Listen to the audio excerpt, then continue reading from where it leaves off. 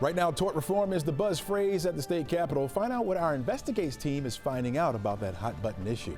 Also, the March Madness brackets are set, but they're also coming with an underlying warning about gambling addiction. We'll talk about that. And why is one of the best places to celebrate St. Patty's Day right here in Georgia? We'll let you know. This is The Take. Let's do it.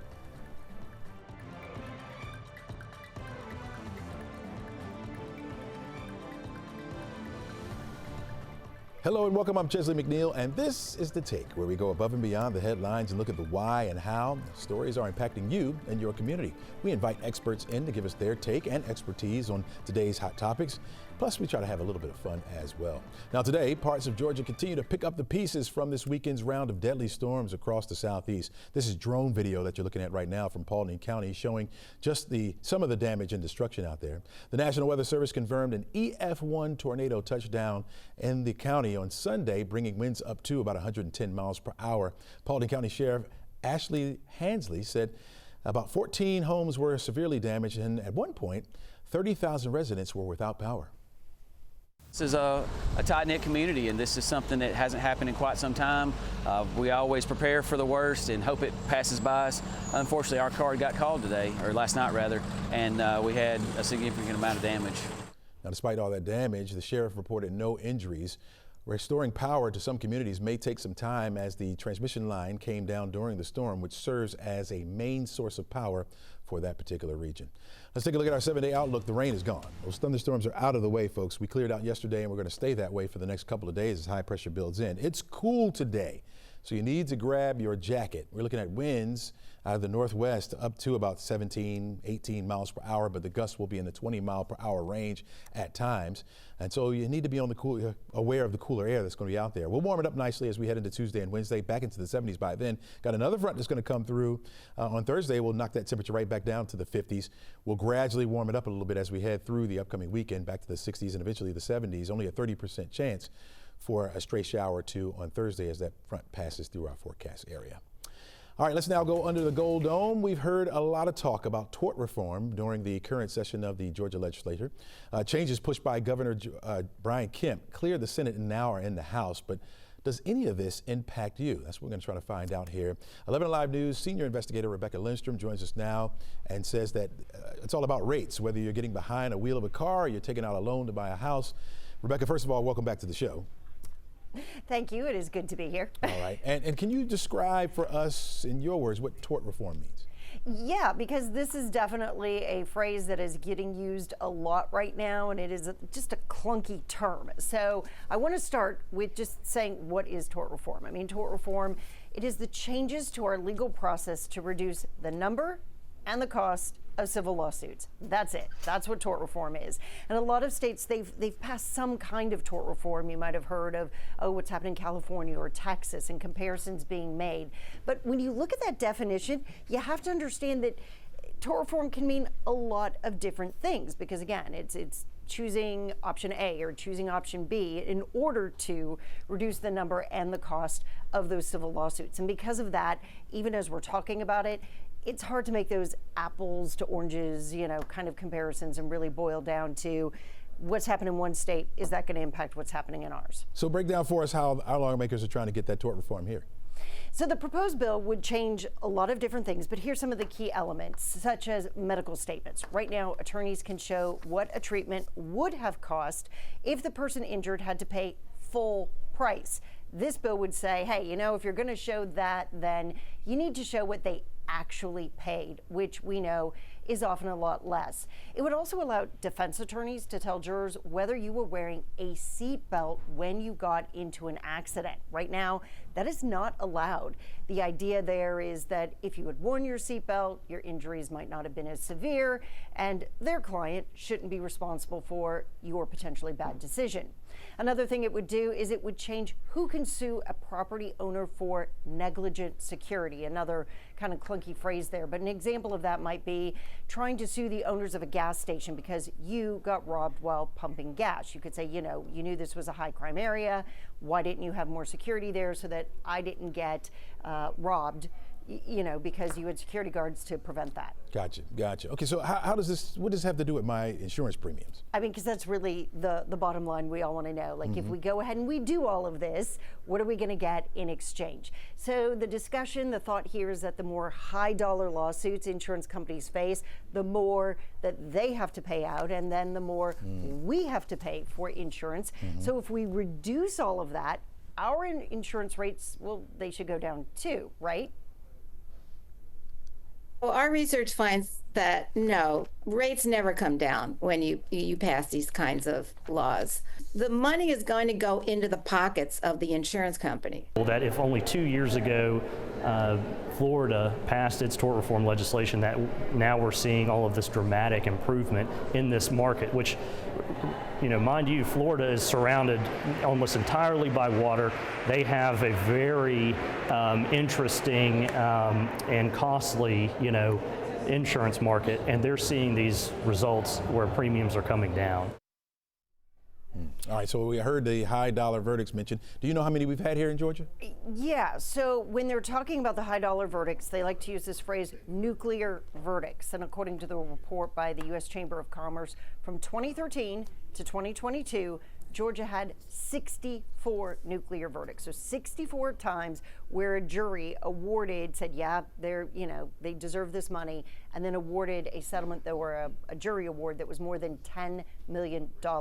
And that makes us tied with Illinois for the 5th highest number of cases with jury awards over $10 million. Many of those verdicts, though, do get reduced upon appeal. Yeah, I think a lot of us would like to see our insurance rates go down. So for the critics, what do they need to do when it comes to this tort reform? They say more accountability. I mean, you heard the one gentleman there talking about what was happening in Florida and actually seeing those rates come down. There are people who would say, well, maybe they're seeing this short-term benefit, but if you're going to look at it over a period of time, you're going to find that it was more of a wash and that they end up in very similar place as other states that didn't pass some of these tort reform measures. So they say what would really make a difference is accountability. The state, Georgia's own study showed that more people are turning to lawyers when they get injured, and that when they do, they tend to get paid more. So are personal injury lawyers bullying the system, or are insurers forcing people down that path because they're not honoring the policies? And I think that's one of the other big questions here that's not really being asked. All right, Rebecca Lindstrom, thank you for that insight. Very good information, really appreciate it. All right, don't go anywhere, folks. We're back right after this. All right, welcome back to the show. The White House says it's full steam ahead with its economic policies, new import taxes on foreign goods, and continued slashing of federal agencies and workers. All this despite the polls and the stock market showing those moves to be unpopular. Joining us now is NBC Washington correspondent Alice Barr, who's been covering politics for years now. And Alice, let me get your take on that NBC poll that came out this weekend. What are you seeing in those numbers? Yeah, so a lot of new data here. First of all, President Trump's approval ratings overall are just about 47%, right under the 50% mark. But it's actually the highest that he has had, his approval ratings, a good deal higher than they were at the same time into his first term. And that's because of this united Republican support that's, strong and broad, wanting to move ahead with his agenda. Breaking down the numbers a little bit more, he is underwater in terms of his performance on the economy, with 54% of those American voters surveyed saying that they disapprove of his handling in these early days of the economy, and that's amid all of the tariffs and the trade wars and the price fluctuation, stock market volatility that we've seen. He gets higher marks substantially on immigration and border security, with 55% of voters surveyed approving of his handling there. And then while they're broadly open to government efficiency, the idea of that, about 2/3 of those surveyed say Elon Musk and his team need to slow down or stop what they're doing to prevent damage. And I also thought it was interesting that looking ahead to next year's midterm elections, those surveyed are almost evenly divided over which party they think should control Congress. That would be an interesting conversation. You mentioned the stock market being rattled. How is the White House defending all these shakeups? Yeah, so we heard from the Treasury Secretary over the weekend, who is saying that he believes the volatility that we've seen on the stock market is a sign of investors, of companies, of everyone kind of adjusting to these radically different policies, particularly the trade policies that President Trump has put into effect. But he said it's not a sign of a coming recession. And while he wouldn't guarantee that there won't be a recession, he said, for instance, no one would have predicted COVID. He thinks that this is kind of short-term discomfort that we're seeing. And he said that things were not sustainable on the path that we were on before, particularly with spending as it stood, and said that we are resetting and putting things on a sustainable path. Gotcha. All right, shift gears a little bit here with me. The administration is now locked in a fight seemingly with a federal judge over mass deportations. What's behind that? Yeah, so this is specifically about the deportations of roughly 300 immigrants the White House alleges are Venezuelan gang members. And over the weekend, they were sent back to a prison in El Salvador. So not back to Venezuela, but to a prison in El Salvador. The president claimed authority under the Alien Enemies Act, which is rarely used and only used in times of war. It dates back to the late 1700s. A federal judge quickly blocked the move and ordered the deportation flights back to the U.S., but that didn't happen. The White House is adamant it did not defy a court order. The administration has appealed the judge's ruling and is arguing that the ruling was issued after the planes had already left U.S. territory and that's why they were not in violation, according to how they're framing it. Gotcha. Thank you for your insight, Alice. I see you dressed in your green there. Happy St. Patty's Day to you. Have to. Yeah. No pinching. Yeah, well, You too. I get pinched. I don't have any green on today. Can't wear that in the green screen, you know. Take care, Alice. That's true. That is a rule. Take care. All right, here's a live look right now in Chicago where you can see the Chicago River is colored in green in honor of St. Patrick's Day. Always does that. Looks murky, doesn't it? But, you know, it's all good. It's all good for St. Patrick's Day. Yeah, if you can't be in Ireland today for all the fun, there's plenty of places in the United States where you can be. There's a lot of wearing green today, and one closer than you think. Yep, a recent Wallet Hub put the best cities for celebrating St. Patrick's Day out. While it makes sense that the Irish-rich Boston would be at the top of the list, Savannah, Georgia is in third. Why is that? Well, here to explain why is the mayor of the city, Van Johnson II, the city of Savannah, and decked out as well. You look lucky, my friend. You look lucky. Welcome to the show. We are welcome from the Irish capital of the United States, Savannah, Georgia. We have the second largest St. Patrick's Day parade in the nation. New York is first, Savannah is second, Chicago is third, and Boston is fourth. So we do it big in the South. What is it about Savannah that makes y'all the second, or makes you the largest, or makes you want to throw in this green? Well, I think a couple of things. First of all, we have a very vibrant Irish population. Many of them came directly from Ireland to Savannah during the potato famine, from places like Wexford, places like Limerick, and they have settled their families here. The second reason is because of all the cities mentioned, we're the warmest. So we'll be about 65 degrees today. After a rough weather day over yesterday, it's going to be great weather. And in Savannah, you know, you can walk with your drink. So it makes the festivities a little easier. That makes it important right there. That's really important right there. How do you guys celebrate? How do you do it? Is it just a parade, or is there much more going on? It's been a weekend of activities. We have folks from Ireland that are here. We have members of the Irish government that are here.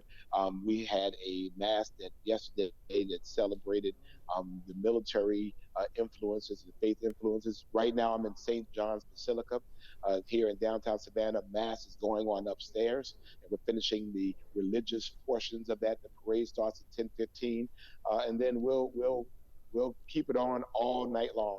Then tomorrow we'll be right back at life as usual. Wow. How many, you mentioned people coming in from out of town. How many folks are you expecting to host this time of year? Well, from Friday to today, it'll be easily over 500,000 people coming into a city that, for us, we know we boast 17 million visitors a year. But again, it's a great opportunity for us to show our Irish side. Yeah. We love celebrations. We are a great destination for people to come and visit. And we have a lot of buses from the Atlanta area that are here, and they're enjoying themselves as well. And we're going to get them back to you safely. Yeah, please do. Please do. Make sure they come back safely. You know, one of the traditions is the greening of the fountain at Forsyth Park. Tell us about that. Last Friday, we set in Forsyth Park, we dye the fountain. It started off years ago as a prank, and so now we just do it. And so all of our fountains throughout our squares, we have 22 of them, are green. We don't want to do the whole river. We'll do the fountain, and it certainly gives a good Irish feel to our community. And again, people like to come here, like to enjoy it. It's great for locals here. They enjoy it. We have a huge parade that goes on for over 3 hours. And so we're looking forward to having them. We have Senator Warnock is here with me today. So it's going to be a great day. Sounds like fun. Are you already planning for next year's celebration? Will it start after this celebration over? Will you already start for next year? It starts tonight, actually. Oh, wow. So this is our 201st St. Patrick's Day Parade, 201st. So we'll be planning for the 202nd right after we get finished tonight. Wow. Sounds like fun. Sounds like fun. Mr. Mayor, enjoy yourself. You look great, by the way. If it wasn't St. Patrick's Day, I think you were a Boston Celtics fan. Well, I'm not. I'm a Knicks fan. But next year, why don't y'all come in? Y'all could just broadcast live from Savannah. I guarantee you'll enjoy it. Sounds like fun. I'll put that on the calendar and make sure my boss approves it, man. Thank you so much, Mayor. We'll see you. Thank you very much. All right. Some other facts about St. Paddy's Day. While he wasn't a patron saint of Ireland, St. Patrick was actually born in Britain. He was later kidnapped and taken to Ireland. St. Patrick actually wore blue, not green. Actually, at the time, green was considered to be an unlucky color. As time progressed, green became the national color, so that's why people wear green now in order not to get pinched. And traditionally, St. Patrick's Day Parade is actually an American tradition. You may have heard the mayor mention this. The first recorded St. Patrick's Day Parade took place not in Ireland, but in New York City back in 1762. Wow, look at that. See, we'll give it to Americans, man. We'll change it up, switch it up, make it our own. You know how we do it. Savannah. Wow. Okay. Plenty more show for you coming up after the break. All right, let the March Madness begin. Yep, we now know the 68 teams invited to the big dance, and they all have one goal in mind. They want to be the one team hoisting that national championship trophy on Monday, April 7th. But for many of us, we want to look at our brackets and find out whether or not we won, right? The American Gaming Association is estimating that roughly $3.1 billion will be legally wagered on this year's March Madness tournament. That's up from the $2.72 billion put down on the brackets last year. Again, that's legal betting. It's hard to pin down the illegal betting that will be taking place, but one estimate says around $4.3 billion. All that's with a B, folks.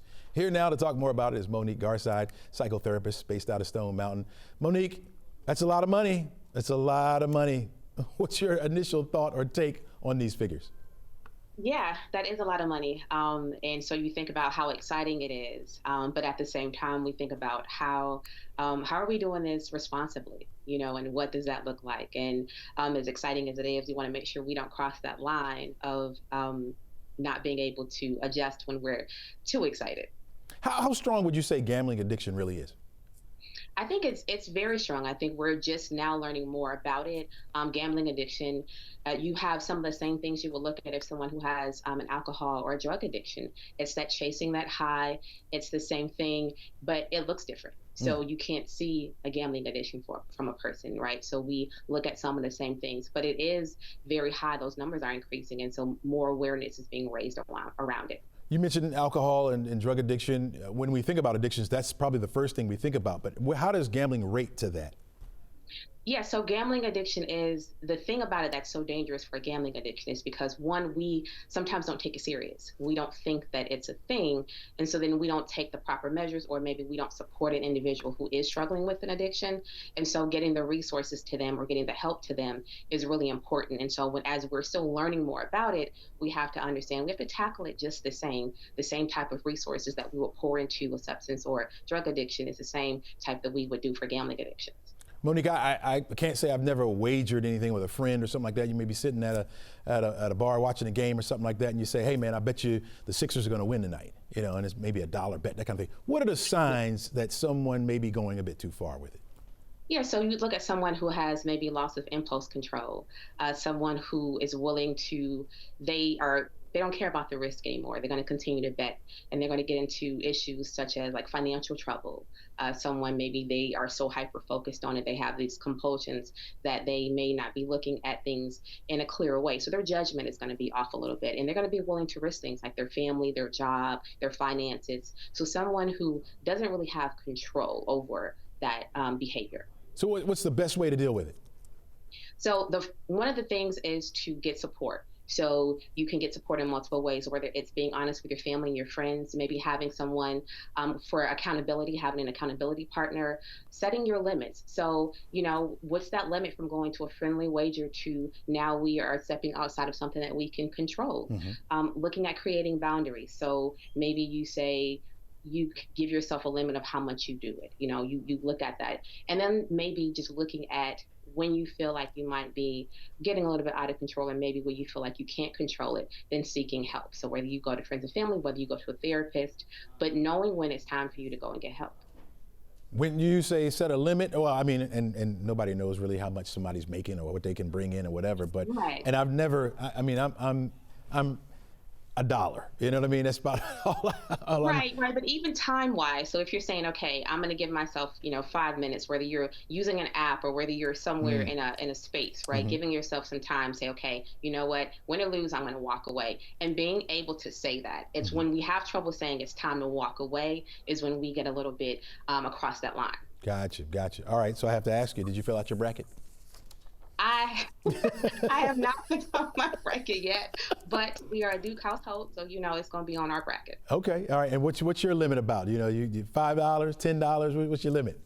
I give it a couple times. My limit is real low. My limit is very low. Okay, so I don't like to lose, and so I'm just like, all right, I didn't win that round. That's it. I'm done. All right. Just one last question. Who you got winning it all? Who do you see hoisting the trophy? Do you have a favorite, or you just so we're biased. We're Duke House here. Okay, so okay. we are, we're watching, we're hoping, crossing our fingers. All right. Monique, really appreciate your insight. Thank you for all that information about gambling. Really appreciate it. Thank you. Have a great day. Don't go anywhere, folks. She says she's a Duke house. So if you're going to follow Monique, there you go. We'll be back with my final take right after this.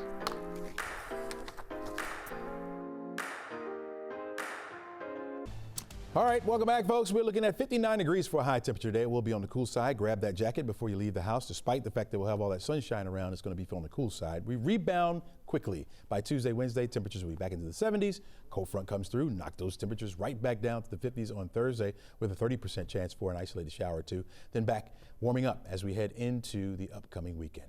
All right, before we go, my final take. Shout out to Ben Affleck for giving his son a reality check. While at a sneaker convention, his son wanted a pair of $6,000 sneakers. That's right, $6,000 for a pair of sneakers. Ben shared with his 13-year-old son, that's a lot of lawns that you're going to have to cut. His son proceeded to say, "We have the money, Dad." Ben followed that up with saying, "No, I have the money, you're broke." Gotta love that. Parents that fight against their children growing up to be entitled or spoiled. Other celebrities who share that same sentiment will be Shaquille O'Neal. You got Jerry Seinfeld, Chris Tucker, Warren Buffett. I'm not trying to tell you how to raise your kids, folks, but helping them to appreciate what they're given will help them out in the long run in life. I'm not saying, I'm just saying. $6,000 for a pair of sneakers that he's gonna grow out of in probably a month or a couple of months. Thanks for joining us today, folks. As we say goodbye, here's your moment of Zen.